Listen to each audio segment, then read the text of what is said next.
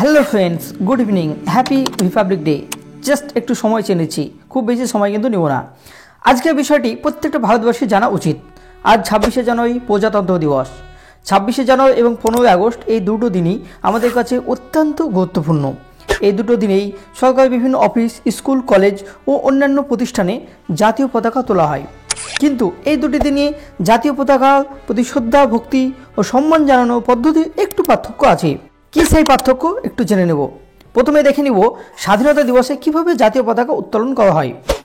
আপনারা অবশ্যই দেখেছেন স্বাধীনতা দিবসে কিভাবে জাতীয় পতাকা উত্তোলন করা হয়। আসলে স্বাধীনতা দিবসের দিনে জাতীয় পতাকা নিচে খুব সুন্দরভাবে বাঁধা থাকে, তারপর সেটাকে নিচ থেকে টেনে উপরে তোলা হয়। ইংলিশে যাকে বলে হোয়েস্টিং বা পতাকা উত্তোলন।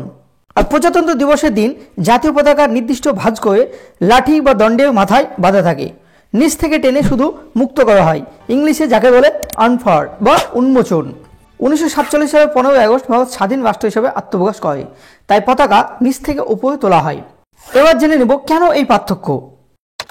সাল 1929 জাতীয় কংগ্রেসের লাহোর অধিবেশনে ঘোষণা করা হয় প্রতি বছর 26শে জানুয়ারি পূর্ণ স্বরাজ বা পূর্ণ স্বাধীনতা দিবস হিসেবে পালন করা হবে।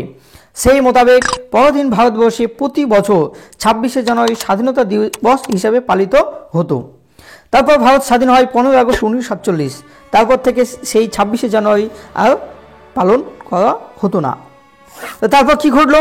ইতিহাসে আরও দুটি গুরুত্বপূর্ণ ঘটনা ঘটে এই 26শে জানুয়ারি। ভারতের সংবিধান গৃহীত হয় 26শে নভেম্বর 1949 সালে এবং এটি জনগণের জন্য কার্যকর করা হয় 26শে জানুয়ারি 1950। তাই সেই দিন থেকেই 26শে জানুয়ারিকে প্রজাতন্ত্র দিবস হিসাবে পালন করা হয়ে থাকে। তাই আজকে 26শে জানুয়ারি প্রজাতন্ত্র দিবস। তাই নতুন গণতান্ত্রিক রাষ্ট্র হিসাবে ডানা মেলার প্রতীক হলো এই পতাকা উন্মোচন বা ন্যাশনাল ফ্ল্যাগ আনফার। আশা করি আপনারা পার্থক্যটা বুঝতে পেরেছেন। আজকেই বিভিন্ন সোশ্যাল মিডিয়া দেখছি অনেকে পতাকা নিচ থেকে উপরে টেনে টেনে তুলছে।